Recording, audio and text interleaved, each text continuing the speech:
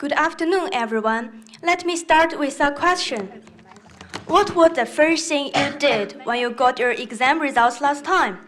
Were you checking your own score first, or immediately asking your classmates how they did? This instinctive choice reveals a truth we all live with. Endless comparisons are never just a habit, but a silent force that shapes how we see ourselves, seeping into every corner of campus life, daily routines, and even our dreams for the future. It comes as naturally as breathing, yet we seldom stop to question its cause. I was once caught in the circle of comparison. When my classmates achieved some highlight moments, I'd fixate on their successes instead of celebrating my own progress. When friends posted vibrant travel photos on social media, I'd scroll and wonder, why isn't my life exciting enough? When my classmates got extremely high results on chemistry mock exam, I'd worry endlessly about my own gap on certain topic. This constant circle made me feel really anxious and self-doubting, and I even lost interest in reading books I once loved, all because I spent too much time measuring myself against other standards. It wasn't until I felt extremely exhausted that I think it's time to change. Then I turned to the internet for answers. At first, all the article said was stop comparing or focus on yourself. Empty words felt impossible to put into practice. Then, a perspective from a talk shifted my thinking. It said comparison itself isn't the enemy. It's normal for humans to compare themselves with others, and the comparison can even be a good signal guiding our life direction if we do it healthily. What hurts us is turning other success into our own failure. Then, I began to rethink how to handle this common feeling. To stop toxic comparison and embrace healthy comparison instead, here are some simple tips and steps. First and foremost, recognize that healthy comparison actually exists.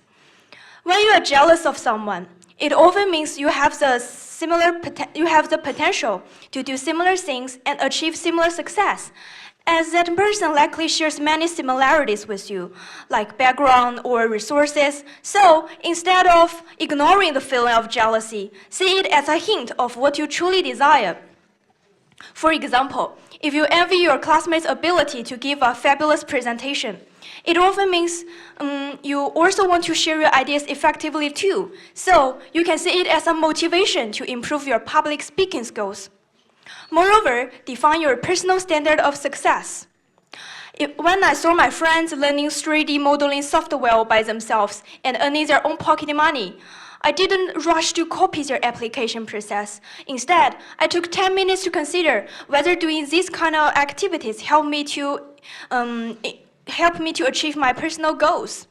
When you form such a logical mindset, you can get a better grade on your next quiz or just form a good habit. For example, read books for 20 minutes before bed or just feeling calm after a busy day of school. When you focus on your own goals, you won't let others' achievements control your happiness. Furthermore, practice self-compassion instead of self-criticism. Practice self-compassion instead of self-criticism. Suppose you try to bake a birthday cake for your young sister, but it collapses and tastes overly sweet. Don't blame yourself or think, I'm so useless, I can't even bake a simple cake. Instead, talk to yourself kindly, the same way as you are comforting a new learner.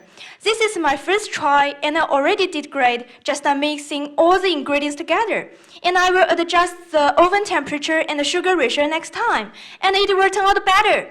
Being kind to yourself isn't laziness, but it's giving you the courage to keep trying, even the results isn't perfect. Yes. And finally, focus on the process, not just the outcome. If you are practicing running for the school sports day, but someone finishes faster than you, don't blame yourself.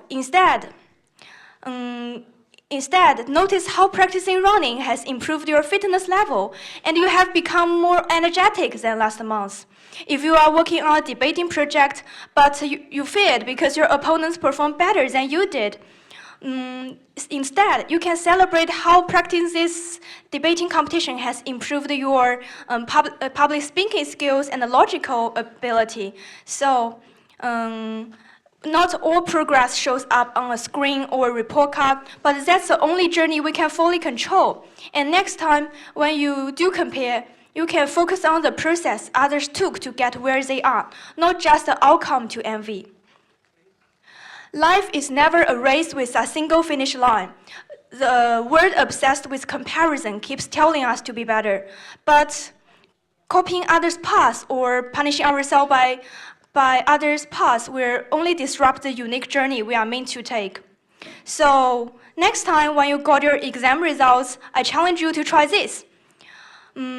First, look at your own score and ask, what did I do well? What can I grow from? Then, if you find yourself compared to others, pause and say, their journey is theirs and mine is my own. My worth isn't tied to their grades, it's tied to who I am and how I'm growing. Thank you.